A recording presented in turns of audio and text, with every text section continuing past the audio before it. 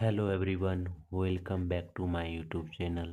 Friend, आज की इस वीडियो में हम जीके जीएस के इम्पोर्टेंट क्वेश्चन जो काफ़ी बार एग्जाम में आए हुए प्रश्न हैं उसको आज देखने वाले हैं। आप लोग अगर किसी भी प्रकार के कॉम्पिटिटिव एग्जाम की तैयारी कर रहे हैं जैसे MTS, CHSL, CPO, RPF, DSSB, Bihar SSC, UP police, Bihar police, Jharkhand police, Haryana police, तमाम स्टेट पुलिस या अन्य एसएससी जीडी की तैयारी कर रहे हैं तो ये क्लास आपके एग्ज़ाम के लिए काफ़ी हेल्पफुल होने वाला है।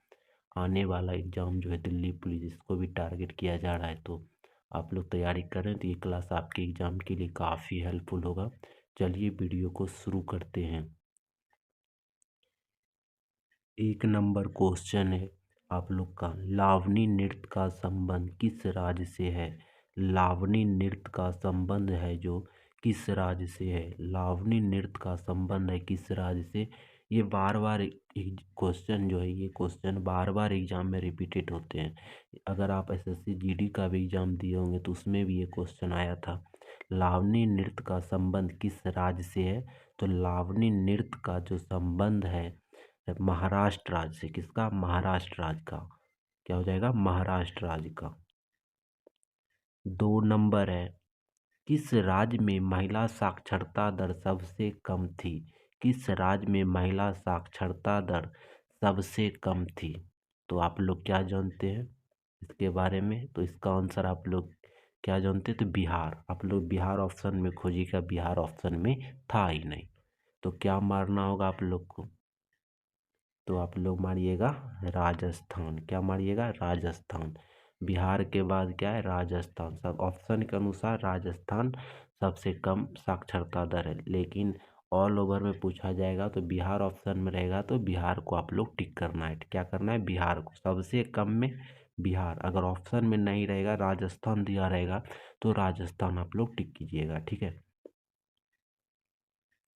3 नंबर है, आप लोग बताइएगा, हर्षवर्धन का राज्यवंश कितने प्रदेश में विभाजित था। हर्षवर्धन का राज्यवंश कितने प्रदेश में विभाजित था। तो हर्षवर्धन का राज्यवंश जो था कितने प्रदेश में विभाजित था। हर्षवर्धन का राज्यवंश जो था कितने प्रदेश में विभाजित था।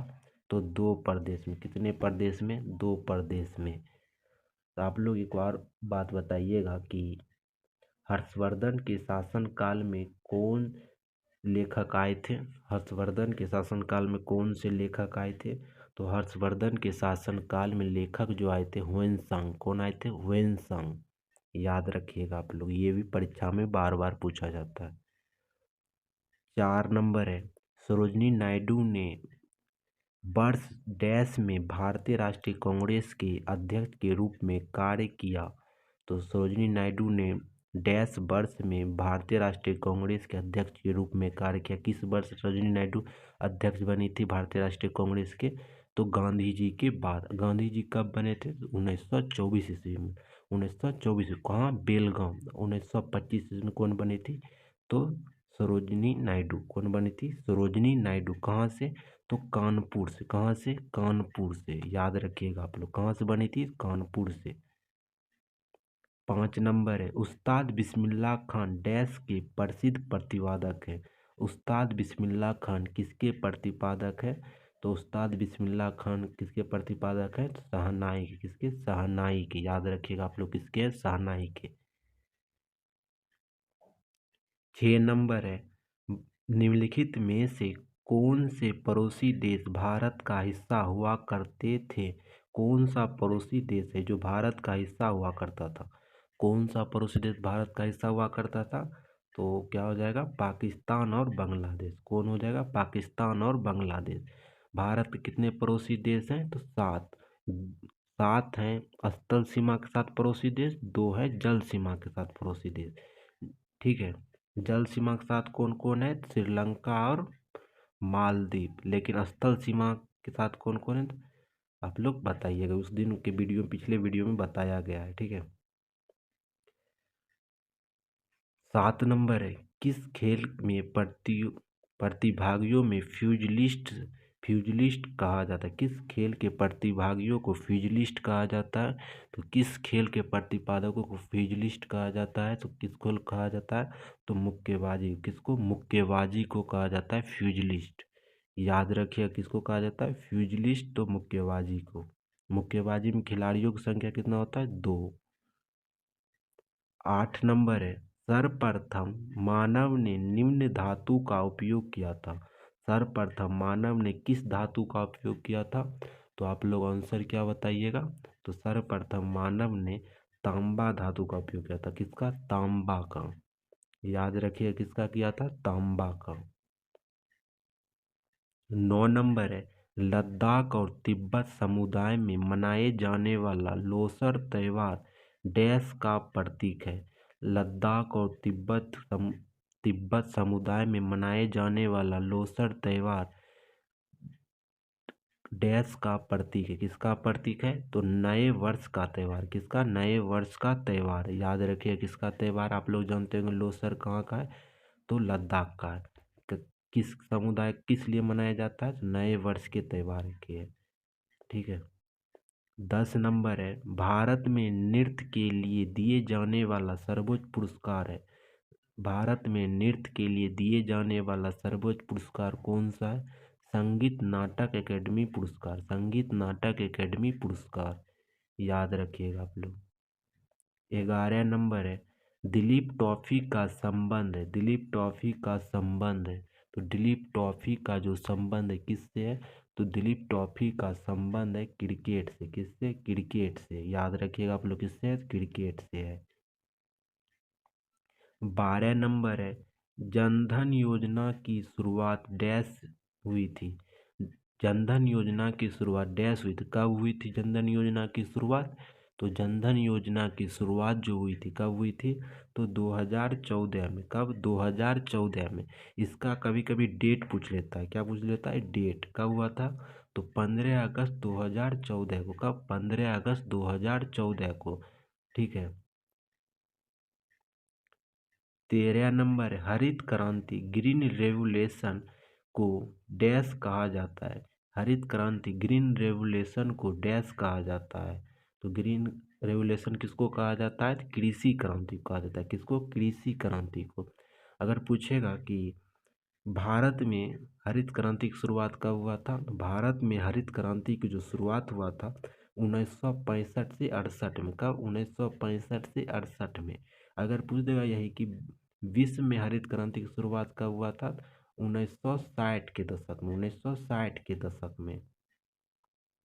14 नंबर है, भारतीय खिलाड़ी अनाका अनाका अलंकमोना अनाका अलंकमोना कौन सा खेल खेलते हैं? तो अनाका अलंक मोना जो खेलते मोनी कौन सा खेल खेलते हैं? तो स्क्वैश खेल कौन सा खेल खेलते हैं? स्क्वैश खेल खेलते हैं। 15 नंबर है, निम्न में से क्वांटम थ्योरी के जनक कौन है? क्वांटम थ्योरी के जनक कौन है? क्वांटम थ्योरी के जनक जो है कौन है? तो मैक्स प्लांक साहब है। कौन है? मैक्स प्लांक साहब। प्लांक साहब क्या कहा जाता है? तो क्वांटम थ्योरी के जनक कौन है? तो प्लांक साहब है। याद रखिएगा आप लोग। 16 नंबर है, विश्व होम्योपैथिक दिवस कब मनाया जाता है? विश्व होम्योपैथिक दिवस कब मनाया जाता है? अनेकों बार एग्जाम आया हुआ प्रश्न है। विश्व होम्योपैथिक दिवस कब मनाया जाता है? तो विश्व होम्योपैथिक दिवस जो मनाया जाता है 10 अप्रैल को मनाया जाता है। कब? 10 अप्रैल को। किसके जन्मदिन पर मनाया जाता है? तो इसके जो थे फाउंडर कौन थे? Samuel Hahnemann. Samuel Hahnemann. 17 number है, निम्न में से कौन सी पर्वत श्रृंखला सबसे लंबी है? कौन सी पर्वत श्रृंखला है जो सबसे लंबी है? सबसे लंबी पर्वत श्रृंखला कौन है? सबसे लंबी पर्वत श्रृंखला है एंडीज। कौन है? एंडीज। याद रखिएगा कौन सा है? तो एंडीज पर्वत श्रृंखला है जो सबसे लंबी पर्वत श्रृंखला है। 18 नंबर है, कौन सी भूकंप तरंगे सबसे अधिक विनाशकारी होती है? कौन सी भूकंप तरंगे सबसे अधिक विनाशकारी होती है? एमटीएस का आप लोग अगर एग्जाम दिए होंगे तो ये क्वेश्चन आया होगा, ठीक है। कौन सी भूकंप तरंगे सबसे अधिक विनाशकारी होती है? तो कौन सी भूकंप तरंगे सबसे अधिक विनाशकारी होती है? तो आप लोग आंसर क्या बताइएगा? तो कौन क्या बताइएगा? तो एल तरंगे। क्या हो जाएगा? एल तरंगे। 19 नंबर है, अंतिम सरकार के गठन की घोषणा कब की गई थी? अंतिम सरकार के गठन की घोषणा कब की गई थी? तो अंतिम सरकार के गठन की घोषणा जो किया गया था, कब किया गया था? 24 अगस्त 1946 को। कब? 24 अगस्त 1946 को अंतिम सरकार के गठन की घोषणा कब किया गया था? 24 अगस्त 1946 को। याद रखिए कब किया गया था? 24 अगस्त 1946 को। 20 नंबर है, हाथी दांत का पैमाना हड़प्पा संदर्भ में मिला है। हाथी दांत का पैमाना हड़प्पा संदर्भ में मिला है। कहाँ पर मिला हाथी का दांत? हाथी का दांत जो मिला है हड़प्पा सभ्यता में, कहाँ पर मिला है? हड़प्पा सभ्यता में जो हाथी का दांत मिला है, कहाँ पर मिला है? तो लोथल में मिला है। कहाँ पर? लोथल में, ठीक है। पूछेगा लोथल किस नदी के किनारे है? तो आप लोग क्या बताइएगा? लोथल किस नदी के किनारे है? तो लोथल जो है भोगवा नदी के किनारे। किस नदी के किनारे? भोगवा नदी के किनारे है, ठीक है। याद रखिएगा आप लोग, किस नदी के किनारे है लोथल? तो भोगवा नदी के किनारे। कहाँ है? तो गुजरात में। कहाँ है? गुजरात में, ठीक है। आप लोग के लिए एक होमवर्क क्वेश्चन है, भारतीय संविधान में कौन सा अनुच्छेद वित्त आयोग से संबंधित है? वित्त आयोग से संबंधित कौन सा अनुच्छेद है? आप लोग इसका आंसर कमेंट बॉक्स में बताना है। कहाँ बताना है? कमेंट बॉक्स में। इस ठीक है। इस आज की वीडियो को ही समाप्त करते हैं। अगर आप लोग को ये वीडियो पसंद आया हो तो वीडियो को लाइक कर दीजिएगा। जो भी दोस्त चैनल पर पहली बार आए चैनल को जरूर सब्सक्राइब कर लें, क्योंकि इस चैनल पर इसी तरह के प्रीवियस ईयर क्वेश्चन करवाए जाते हैं, जो आपको सारे एग्जाम ये क्वेश्चन देखने को मिलेंगे। चलिए आज की वीडियो को ही समाप्त करते हैं। जय हिंद, जय भारत।